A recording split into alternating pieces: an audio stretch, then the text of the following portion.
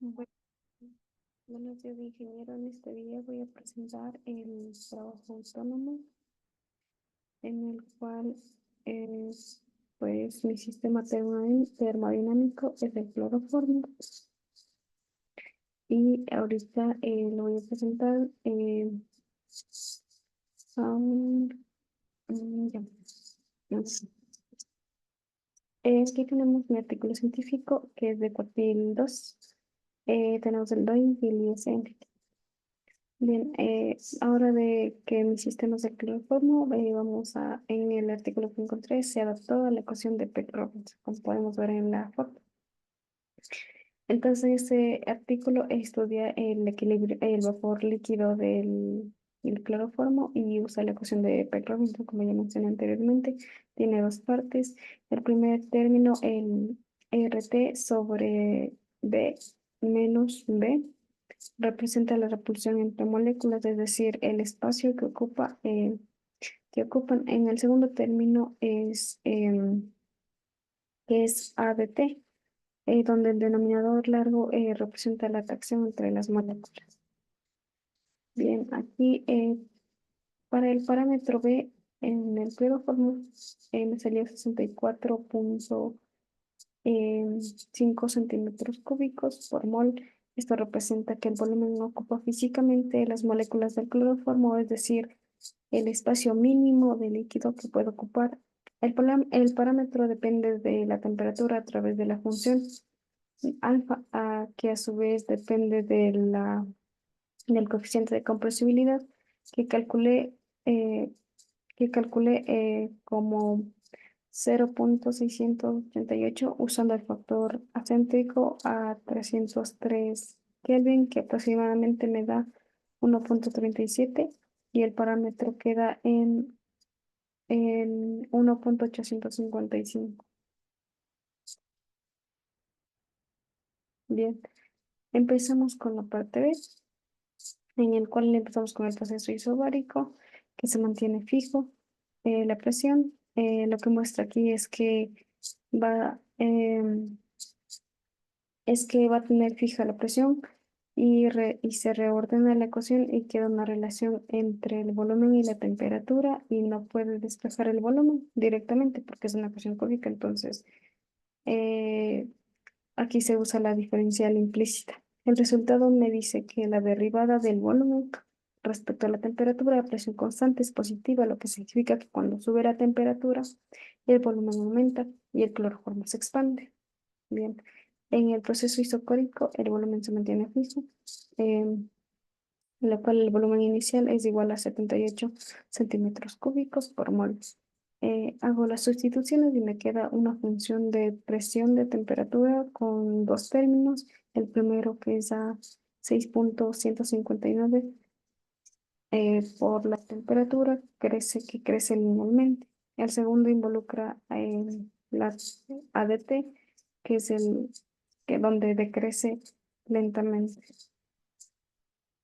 Bien, en el proceso isotermo. Bien, aquí el proceso donde se mantiene fijo la temperatura, aquí el parámetro eh, ADT es constante, entonces la ecuación se convierte en una función presión diferencial de volumen. Eh, Presión del volumen al desarrollar numéricamente queda esta expresión, donde el volumen em, con el volumen en el denominador. En la fase vapor, el volumen es grande y la presión cae muy rápido al aumentar el volumen. Luego hay una zona donde coexisten el líquido y el vapor y la presión no cambia, aunque se comprima, y finalmente la fase líquida en el que se acerca a B, el denominador se hace muy pequeño y la presión sube bastante con pequeños cambios de volumen.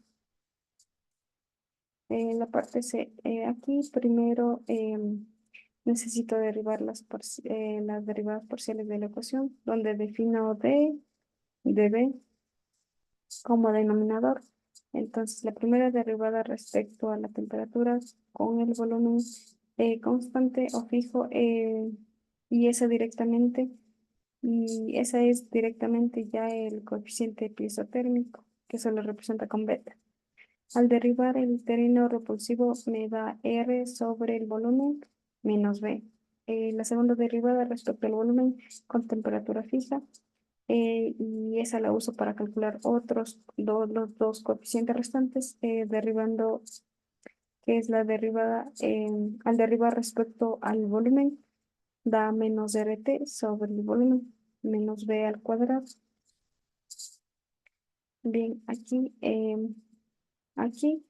el volumen menos B me da 13,5, en donde D de B, me da 119,75.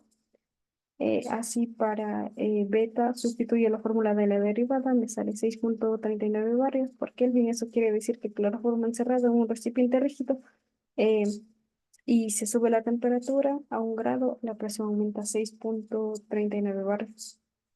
Para la compresibilidad isotérmica, calculo primero la derivada de la presión respecto al volumen y me sale menos 134,61. El signo negativo está bien porque al aumentar el volumen la presión baja.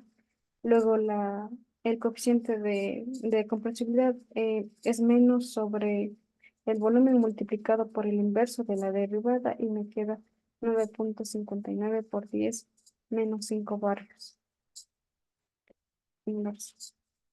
En la parte C, para el coeficiente de dilatación, uso el resultado del proceso isobárico, la derivada del volumen respecto a la temperatura, a presión constante, es igual a menos la derivada de la presión respecto a la temperatura, dividido entre la derivada de la presión respecto al volumen. Esa me da 0,478. Al dividir entre el volumen obtengo igual a 6,09 por 10 a la menos 4 Kelvin. Significa que cada grado que sube la temperatura, el cloroformo se expande un 0,6% en volumen. Bien, también hice un cálculo a 323 Kelvin. Lo aquí interesante es que beta es 9 veces mayor y la constante de compresibilidad es 70 veces menor que a 303 Kelvin. Eso pasa porque a 323 Kelvin el volumen es de 66 centímetros cúbicos por mol, que está mucho más cerca que B, que es igual a 64,5. Entonces el líquido está mucho más comprimido. Y aquí, eh, pues nada, en el paso 3, que es la derivada de la presión respecto al volumen, y pues en el 4, simplemente aplicamos la definición del coeficiente de compresibilidad. Y con esa derivada solo sustituimos con números y eso sería todo. Muchas gracias.